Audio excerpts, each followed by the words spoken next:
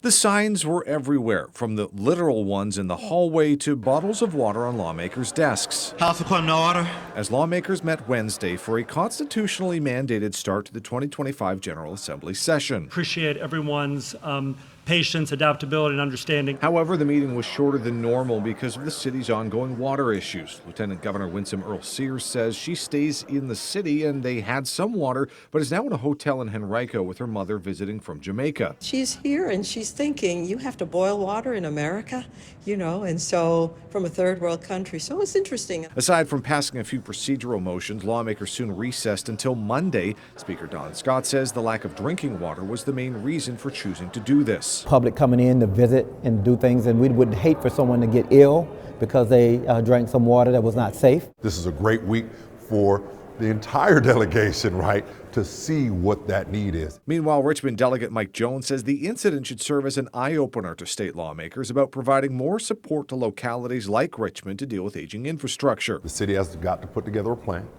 They have to have a good understanding of what they need and where they chart their course forward.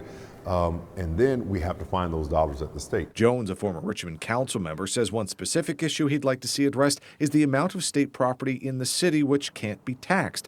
Instead, the state gives what are called payments in lieu of taxes, but Jones says those don't match market values. We were only getting $2 to $3 million from that, where we should be getting, in my estimation, between $15 to $20 million annually. However, Senate Minority Leader Ryan McDougall, who represents parts of Hanover County also impacted by the water outage, says the city and others have gotten money in the past and wants to see how it's been spent before signing off on more. We need to look and see where those dollars are going, whether they were spent responsibly, and if we need to take steps to make sure when a locality gets resources, they're putting them where it will help all people in the community. While Scott says other localities also have to deal with the non-taxable state land issue, and adds when it comes to more financial support, he wants to see more on the root causes of the outage. We're not sure this was all a money problem. This could have been some human error involved as well. So I don't ever want to assume that it's just equipment when a situation like this, but we're going to wait for the after-action report. And while lawmakers will wait for that and for session to resume a few days late,